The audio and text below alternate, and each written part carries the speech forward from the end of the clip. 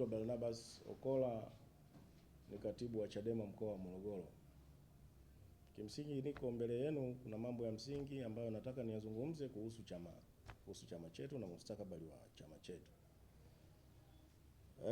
Nitazungumza mambo mawili. Jambo la kwanza nitazungumza kuhusu uvumi unaoendelea kuhusiana na makamu mwenyekiti na kuhusiana na masuala ya michango, maana kuna ufisadi na whatever na yote ambayo yanazungumzwa. Lakini jambo la pili nitazungumzia kuhusu Mheshimiwa Tundu Antipas Lissu. Kimsingi wanahabari, kuna mambo yamekuwa yakivuma yakizunguluka kwenye mitandao ya kijamii katika nchi yetu na maeneo mbalimbali. Kama mnafahamu, yamekuwa yakizungumzwa mambo ambayo yakimhusisha makamu wetu mwenyekiti wa Chadema, kwamba kuna michango ya tone, ile michango ambayo tunaomba kwenye chama kwamba haifiki kwenye chama. Sasa kwa maoni yangu, ama naweza kuzungumza kwa kusema kwamba hili jambo ni jambo si jema kusikika, na siku zote jambo likivuma na lisiposemewa popote linaweza kuonekana kuwa likawa ni kweli. Na kimsingi kama hizi tuhuma zinavyozunguka kwenye mitandao ya kijamii ni vitu ambavyo si sawa, kwa sababu Chadema ni chama ambacho Watanzania wanatumaini nacho, ni chama ambacho wanaamini kitaleta mageuzi, ni chama ambacho wanaimani nao. Sasa yakitokea mambo yanayozungumzwa kuhusiana na fedha, yanashusha morali ya watu, yanapunguza trust kwa watu. Kwa maana sasa hata uendeshaji wa shughuli, namna ya kuchangisha wanachama, kuchangisha wapenzi na mashabiki wa Chadema inakuwa changamoto. Sasa zipo tuhuma kwamba makamu mwenyekiti anapata michango kutoka kwa wadau na wale wanaokipenda Chadema na afikishi kwenye chama. Sasa mambo haya ukiyasikiliza, ukiyatazama, si mambo mazuri, na niseme kwamba Chadema hatuongozwi na malaika. Yaani viongozi wa Chadema sio ni malaika, ni binadamu. Kwa kama ni binadamu, kuna zile kanuni na taratibu ambazo tumejiwekea. Kwa kimsingi kama kuna hizi tuhuma, ni vema mamlaka zetu sasa za kichama zika take over, zikaona namna gani ya kushughulikia, kama ni uchunguzi ufanyike na majibu yaje yatoke, ili kutoa hiyo sintofahamu kutoa sintofahamu kwa wananchi. Kama issue ni serious, na chama chetu sisi ni cha demokrasia ambacho kinaruhusu maoni, kinaruhusu mawazo, basi watu wazungumze, na ikibidi hata makamu mwenyekiti kama hizi tuhuma zimekaa mbaya sana, anaweza akapisha tu kwa uchunguzi, alafu baadaye ukweli utabainika. Kama amesingiziwa itabainika, na kama ni kweli chama itachukua mamlaka, kwa sababu chama chetu kimeanza kuwachukulia watu wakubwa hatua.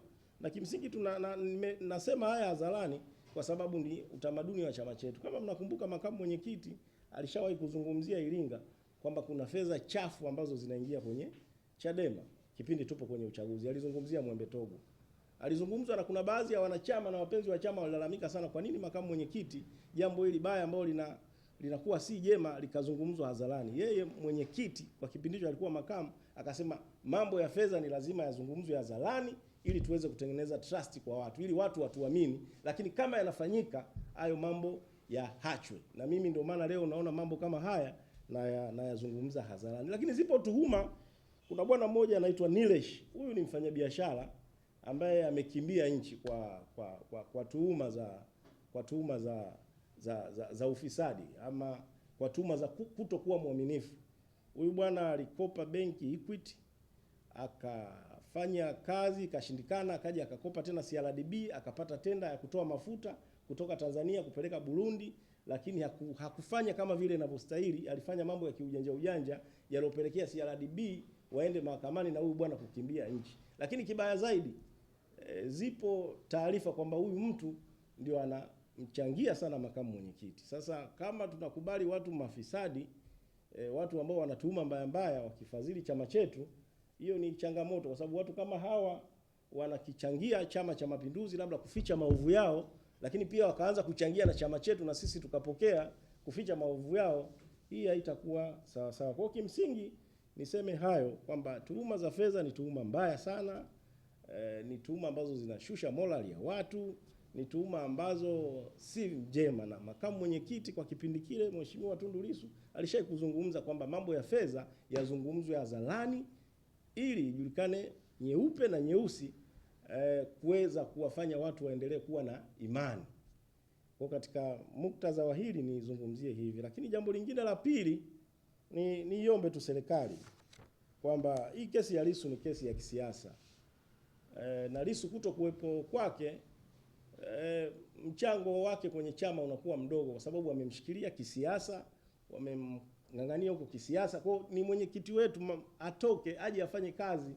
Amefanya kazi kwa muda mfupi sana kabla serikali haijamshika. Kwa hiyo niombe serikali, hii issue ya Mheshimiwa Tundu Lissu ni issue ya kisiasa. Naomba wamtoe kwenye nondo za magereza, aje aongoze chama chetu ili tukafikia yale malengo, tukalete demokrasia kwenye nchi yetu. Kigugumizi siwezi kusema moja kwa moja ni kigugumizi, kwa sababu kila chama kina taratibu zake za uendeshaji wake wa kazi. Maanake kuna uendeshaji wa kazi unaendelea, na of course sisi sio wajumbe wa kamati kuu. Inawezekana kuna hatua, kuna mambo ambayo yameshaanza kuchukuliwa, but sisi tunasema kwa sababu masuala ya fedha hayahitaji uficho, ni lazima yazungumzwe hadharani ili kutengeneza imani kwa watu, kwa sababu watu wanatuchangia ili tuweze kuendesha shughuli za chama. Kwa kelele zikiwa ni nyingi, ni lazima tuseme, tuzungumze, tuonekane kwamba tumenyooka. Na nimesema kwenye Chadema humo sio malaika, hatuongozwi na malaika, tunaongozwa na watu, na ndio maana kuna kanuni na taratibu. Kwa kama kuna namna ambavyo itakuwa haiko sawa, basi hizo taratibu zitachukua hatamu. Labda hapo mwanzo taratibu ya ukusanyaji wa fedha kwenye chama ulikuwaje, na zikikusanywa zinapelekwa wapi, na sasa hivi ndio hivyo kwamba utaratibu chama kinatoa namba za accounts, namba za simu ambazo zinakuwa chini ya mamlaka za kifedha za chama, lakini pia kuna wale lakini pia kuna wale wadau wapenzi na mashabiki wa Chadema ambao wanaweza wakachangia bila kutaka kujulikana kwamba wamechangia. Wanaweza labda, ndugu mwandishi, wakajua wewe ni kiongozi wa Chadema, mtu mwingine hataki, na wewe ni rafiki yake, mnafahamiana na anajua Chadema, ana imani akikupa itafika kwenye chama, kwa maana anakupa ili ifike kwenye chama. Ndio tuhuma zimeanzia hapo. Kwa wale ambao walikuwa wanapewa ili wafikishe kwenye chama, ndio hizo tuhuma wanasema hazifiki. Ndio maana sasa tukatoa rai hizo mamlaka take ya terms, zianze uchunguzi na masuala mengine ya kinania yaendelee, ya kitaratibu yaendelee. Na wote walikuwa wanampa makamu mwenyekiti? Sio wote, ni kwa hao wachache ambao tumepata taarifa zao, lakini tuna imani kuna viongozi wengine watakuwa nao wanapewa kwa utaratibu mwingine, ambazo hizo taarifa zao bado hazijavuma huko katika mfumo ule wa negativity.